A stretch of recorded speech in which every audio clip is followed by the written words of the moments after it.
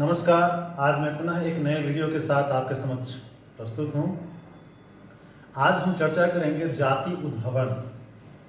तो सर्वप्रथम हम लोग ये समझें कि कोई प्रजाति दूसरे प्रजाति से भिन्न है, इसका मापदंड क्या है, कैसे हम लोग समझेंगे इस चीज़ को। तो होता यूँ है कि अगर कोई एक प्रजाति दूसरे प्रजाति के सदस्य के साथ यदि लैंगिक जनन नहीं कर पाता तो वह प्रजाति भिन्न होता है। यदि लैंगिक जनन कर भी पाता है तो जो संतान उत्पन्न होते हैं वे पुनः प्रजनन कार्य नहीं कर सकते, यानी वो संतति को जन्म नहीं दे सकते। तो वो प्रजाति क्या होता है, पूर्ण रूप में एक दूसरे से भिन्न हो जाते हैं। तो प्रजाति का मतलब तो यही है। अब हम बात करते हैं कि नए प्रजातियों का जन्म यानी उद्भवन किस प्रकार संभव होता है। तो इसके लिए हम लोग एक दृष्टांत लेंगे और उसके उपरांत हम लोग उस पर चर्चा करेंगे। तो सर्वप्रथम हम लोग देखें कि दृष्टांत में हम लोग क्या लेने वाले हैं।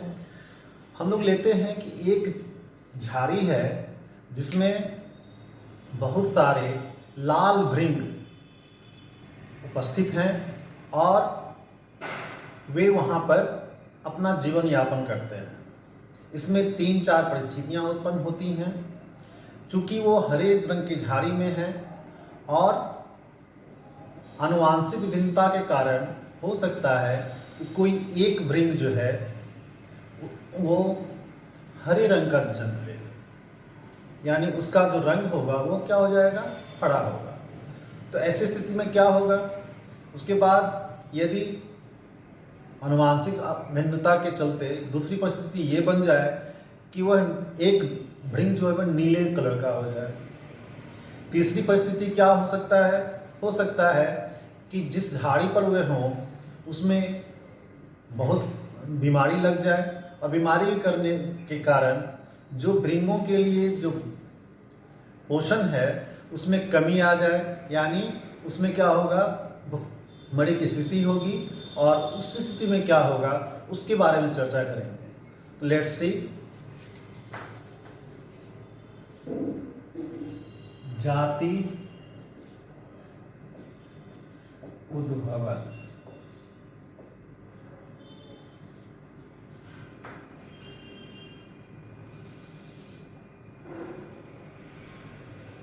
सब लाल भृंग से हम लोग स्टार्ट करेंगे।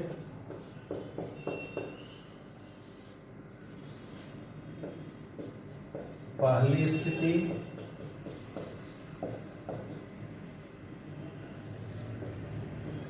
दूसरी स्थिति,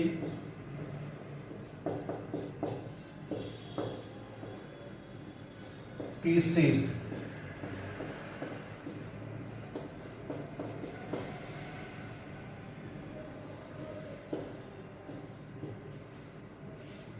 लाल भृंग का समष्टि है, यानी एक पॉपुलेशन है, यानी एक जनसंख्या है किसी झाड़ी पर उपस्थित है। अब हम लोग बात करते हैं सर्वप्रथम पहली स्थिति कि इसमें एक भृंग हरे रंग का हो गया और ये कैसे हुआ, तो आनुवांशिक भिन्नता के कारण, है ना। तो आनुवांशिक भिन्नता के कारण कोई एक हरे रंग का हो गया। अब चूंकि हरे रंग का भृंग जो है वह झाड़ी में अपने कलर के कारण क्या होगा, छिप जाएगा और वहां पर जो परभक्षी उसके लिए है कौआ, उसको नहीं देख पाएगा। जबकि लाल भृंग को कौआ देख पाएगा, तो लाल भृंग को कौआ देख पाएगा तो कौआ उसको खा जाएगा। तो यानी यहाँ पर स्थिति ये बनेगी कि हरे रंग का भृंग जो है वो प्रजनन करके अपने संतान की संख्या को बिना किसी बाधा के यहाँ पर बढ़ा सकता है। जबकि लाल भृंग की जो संख्या है वो क्या होगी, धीरे धीरे कम हो जाएगी। अगर परभक्षी की संख्या यानी कौवे की संख्या बढ़ती चली जाएगी तो लाल भृंग की उत्तरजीविता जो है धीरे धीरे कम होती चली जाएगी और हो सकता है कि अंत में वो विलुप्त हो जाए। तो यहाँ पर एक नए कलर का जो हरा रंग जो है वो क्या हो गया, हरे रंग का चयन हो गया।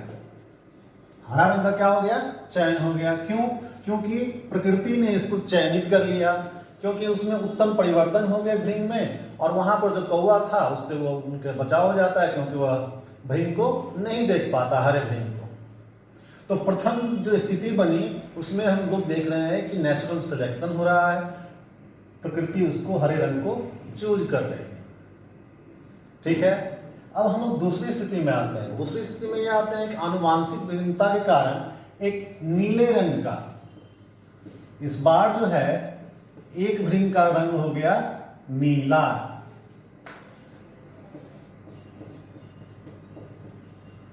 नीला रंग, अब नीला रंग तो और लाल रंग दोनों कौवे को नजर आएगा, तो कौवा दोनों को समान रूप से ही शिकार बनाएगा, यानी दोनों की जनसंख्या पर आफत है। लेकिन होगा क्या, हो सकता है कि कोई विपत्ति आ जाए उस झाड़ी में, हो सकता है कि आग लग जाए और संयोग से जितने भी लाल भृंग हैं उनकी मृत्यु हो गई। या हो सकता है कि कोई जानवर है जैसे हाथी, उसका पांव उस पे झाड़ी पड़ा और उस झाड़ी में अधिकतर क्या थे, लाल रंग का भृंग था, वो मर गया। तो बच कौन गया, नीला रंग। और नीला रंग का जो भृंग है वो अपना प्रजनन कार्य जारी रखेगा। तो जो पीढ़ी आएगी वो किस तरह का होगा, नीला रंग का ही होगा। और ये नीला रंग जो है वो उसकी संख्या, नीला रंग वाले भृंग की संख्या क्या होगी, बढ़ती चली जाएगी। तो नतीजा क्या होगा कि इस स्थिति में एक दूसरे प्रजाति का जन्म जो है, और लेकिन यहाँ पर इसको हम लोग क्या देखते हैं कि प्राकृतिक रूप से इसका चयन नहीं हो रहा है। यहाँ पर परभक्षी कौवा जो है वो दोनों लाल रंग और नीले रंग वाले भृंग दोनों को वो क्या अपना शिकार बना रहा है। लेकिन यहाँ पर बाई चांस दुर्घटना या किसी और कारण से लाल रंग वाले भृंग का क्या हो गया, नाश हो गया। तो नीला रंग वाले का ही क्या हो रहा है, इसकी जनसंख्या बढ़ती चली जा रही है। तो ये इस स्थिति में हम लोग देखते हैं कि नीले रंग वाले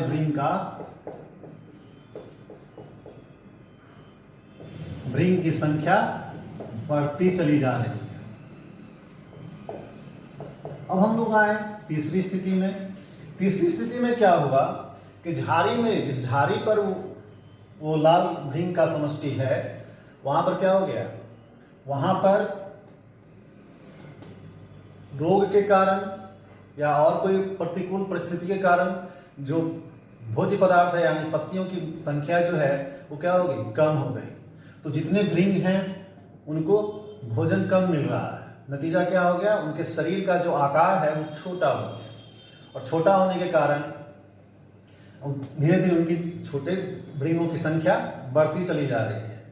लेकिन जब अनुकूल परिस्थिति लौटता है, भृंग में पुनः भोज्य पदार्थ के भृंगों को भोज्य पदार्थ की मात्रा बढ़ जाती है, तो उस स्थिति में क्या होता है कि भृंग का साइज पुनः अपने आकार को प्राप्त हो जाता है।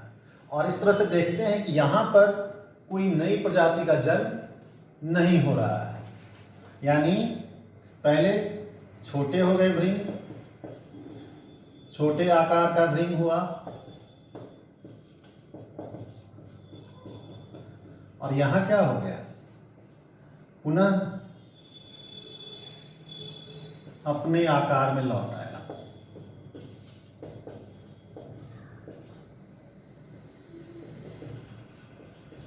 यानी पूर्व के आकार में यह लौट आया। तो इन तीन परिस्थितियों पर चर्चा करने के बाद अब हम लोग जाति उद्भवन किस प्रकार होता है उसको हम लोग समझ सकते हैं आसानी से। पहला तो आपने देखा कि यहां पर प्राकृतिक चयन हो रहा है फर्स्ट स्टेज में, फर्स्ट केस में। सेकंड केस में क्या हुआ कि नीले रंग के जीन, भृंगों में जो जीन है उसका प्रवाह अगले संततियों में हो रहा है, संतति से पुनः उसके संतति, उसके संतति से पुनः उसके संतति। यानी यहां प्रवाह नीले रंग का के जीन का प्रवाह तो सामान्य है, लेकिन लाल रंग के प्रवाह, लाल रंग के भ्रूण के जीन का प्रवाह क्या हो गया, अचानक उसमें कमी आ गई due to accident, due to fire in the bushes यानी झाड़ी में, और हो सकता है कि हाथी ने उसको ट्रैम्पल कर दिया या बीमारी लग गई। इस कारण से भी क्या हो गया कि नीले रंग के भ्रूण का प्रवाह की जो आवृत्ति है वो क्या हो गई, बढ़ गई। अब ये आवृत्ति लाल रंग के भ्रूण के प्रवाह के जो जीन की आवृत्ति है, जीन प्रवाह की आवृत्ति जो है वो घट गई। इसके चलते क्या हो गया, नीले रंग के भ्रूण का जो है उद्भवन हुआ। तो दो स्थितियां बनी, प्राकृतिक चयन हो रहा है और यहाँ पर जीन प्रवाह में कमी हो रही है, जिसके कारण लाल भ्रूण का क्या हो गया, वो विलुप्त हो गया और इसके प्रभाव नीले रंग वाले के प्रवाह में क्या होगी, वृद्धि हो गई। तो ये क्या हो गया, आनुवांशिक विचलन हो रहा है। यहाँ पर क्या हुआ, आनुवांशिक विचलन हो रहा है। तीसरी स्थिति में आप देखिए इसका कोई प्रभाव नहीं पड़ रहा है, क्योंकि जो भ्रूण का आकार था उसमें जो कायिक कोशिकाएं हैं उसी में चेंज आया। क्यों कि भूख के कारण था। अगर उनको भोजन पूरा प्राप्त हो रहा है तो फिर वो अपने आकार को प्राप्त कर ले रहे हैं, तो इसका कोई असर नहीं पड़ रहा है। अब हम लोग और भी स्थितियों पे बात कर सकते हैं। वो स्थितियां क्या होंगी, वो स्थितियां ये होंगी कि मान लीजिए जो झाड़ी है इस भ्रूण के पॉपुलेशन में किसी कारण से जो पूरा समष्टि है वो दो भागों में बट गया। अब दो भाग में कैसे बटेगा, हो सकता है भौगोलिक परिस्थितियां इस प्रकार की हो, जिस झाड़ी में थे उस झाड़ी के बीचों बीच एक नदी का निर्माण हो गया, कोई और प्राकृतिक अवरोध उत्पन्न हो गया या कृत्रिम अवरोध उत्पन्न हो गया, यानी भौगोलिक रूप से उनके समष्टि में दो उपसमष्टि का निर्माण हो गया। अब नतीजा क्या होगा, यानी पॉपुलेशन में सब पॉपुलेशन हो गया। एक सब पॉपुलेशन में जितने भी भ्रूण हैं वो अपने ही पॉपुलेशन में क्या करेंगे, इंटरब्रीडिंग करेंगे, अंतर प्रजनन करेंगे, और दूसरे सब पॉपुलेशन में यानी दूसरे उपसमष्टि में अपने तरीके से करेंगे। नतीजा क्या होगा, जो आनुवांशिक भिन्नता है एक उपसमष्टि में और दूसरे उपसमष्टि में दो प्रकार से उनका चयन होगा। कालांतर में यानी बहुत समय बाद नतीजा यह होगा कि एक समष्टि और दूसरे समष्टि के बीच जो जीन प्रवाह है वो क्या होगा, बिल्कुल ही खत्म हो जाएगा। और नतीजा क्या होगा कि यदि कोई एक मेल एक उपसमष्टि से दूसरे उपसमष्टि में आता भी है तो उनके मादा और उस मेल के बीच जो लैंगिक प्रजनन होगा उसके फलस्वरूप हो सकता है कि संतान उत्पन्न न हो, सफल प्रजनन न हो। अगर हो भी जाएगा तो उसके जो संतान उत्पन्न होंगे वो क्या होंगे, वे फिर संतान उत्पन्न नहीं कर पाएंगे, यानी ये क्या हो जाएंगे, दोनों दो प्रजाति के हो जाएंगे। ऐसा इसलिए संभव है कि मान लीजिए पहला उपसमष्टि है, उसमें जो परिवर्तन आ रहे हैं उनके बीच जो जीन का प्रवाह हो रहा है और दूसरे उपसमष्टि में जो जीन का प्रवाह हो रहा है उनके चलते जो आनुवांशिक भिन्नता हो रही है, दोनों में क्या होगा, अंतर होगा। और ये अंतर धीरे धीरे इतना हो जाएगा कि उसका एक मेल जब इधर आएगा तो इसके फीमेल के साथ उसका जो मेटिंग होगा यानी संभोग होगा, उसके परिणाम स्वरूप हो सकता है कि संतान उत्पन्न ही न हो, और हो भी गया तो वो जो संतान उत्पन्न होगा वो पुनः अपनी प्रजाति को नहीं बढ़ा पाएगा, यानी वो संतान उत्पन्न नहीं कर पाएगा, यानी वहां उद्भवन अब संभव नहीं है। तो इसका अर्थ हुआ कि उपसमष्टि ये और उपसमष्टि वो दोनों क्या हो गए, अलग हो गए, यानी दोनों दो जाति का निर्माण हो गया, क्योंकि अब वो एक दूसरे से इंटरब्रीडिंग संभव उनमें नहीं हो रहा है। एक और स्थिति बन सकती है कि दो उपसमष्टि हुआ और एक का जो है, एक का मेल और दूसरे का फीमेल किसी कारण से संभव साथ आते भी हैं तो एक दूसरे से मेटिंग नहीं कर पाते हैं। इसका कारण यह भी हो सकता है कि इनके मेटिंग का समय कुछ और हो गया और उनके मेटिंग का समय यानी संभोग का समय क्या हो गया, कुछ और हो गया। इनके भोजन का काल और भोजन का तरीका अलग हो गया, उनके भोजन का तरीका कुछ अलग हो गया, क्योंकि दोनों में भौगोलिक रूप से क्या हो गया, दूरी हो गया। तो इस कारण भी वो संभव नहीं हो पाएगा। तो यह भी क्या होगा, जिसके कारण एक दूसरे जाति का निर्माण हो जाएगा।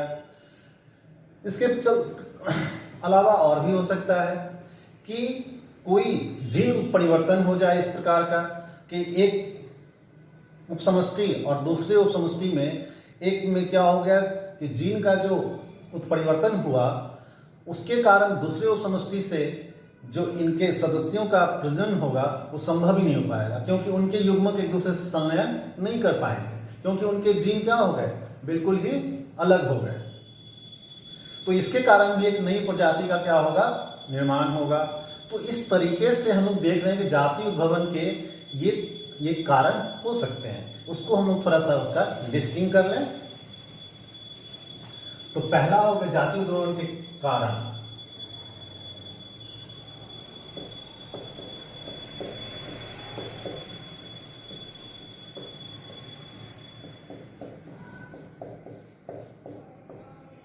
पहला हो गया प्राकृतिक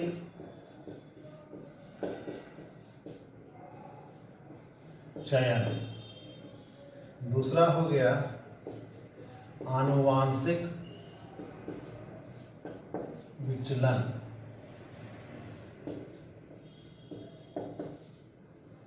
तीसरा हो गया जीन उत्परिवर्तन,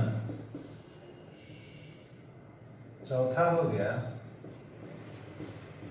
जीन प्रवाह में कमी, पांचवा हो गया एक उपसमष्टि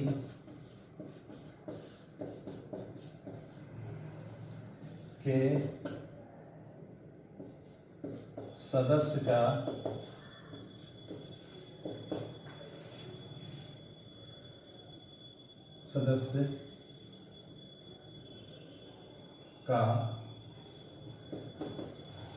दूसरे उपसमष्टि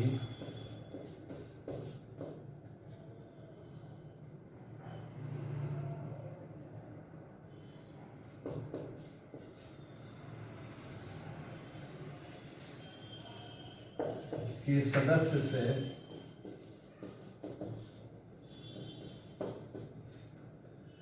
रूपेण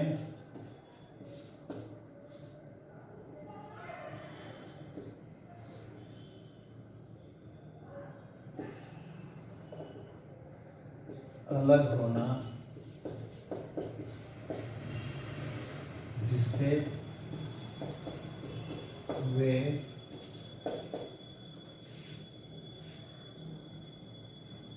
प्रजनन कार्य नहीं कर पाएंगे।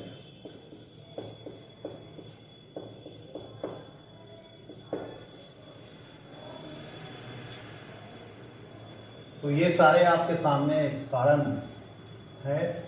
तो आपको बिल्कुल समझ में आ गया होगा कि जाति, एक जाति दूसरे जाति से कैसे अलग है, उनके बीच लैंगिक जनन संभव नहीं होता है। अगर संतान उत्पन्न होता भी है तो वो संतान पुनः आगे संतान को जन्म नहीं दे सकता है। तो उदाहरण आपके सामने हम बता दें, जैसे डंकी है। डोंकी जो है वो फीमेल हॉर्स के साथ यदि उसका संभोग होता है तो जो संतान उत्पन्न होती है, जिसको हम लोग म्यूल कहते हैं, खच्चर जिसको हिंदी में कहा जाता है, वो पुनः संतान उत्पन्न करने में सक्षम नहीं होता। इसलिए जो डंकी और घोड़े दोनों दो प्रजाति के होते हैं। इसी तरह से मैं एक और उदाहरण आपको समझा दूं कि आप जितनी भी ह्यूमन को देखते हैं इस पृथ्वी पर, डिफरेंट कलर्स के होते हैं। उनका हाइट, उनका जो चेहरे की बनावट होती है वो अलग अलग है, फिर भी वो एक ही प्रजाति माना जाता है। क्यों? क्योंकि उनमें आपस में प्रजनन संभव है और प्रजनन के उपरांत जो संतान होते हैं वे भी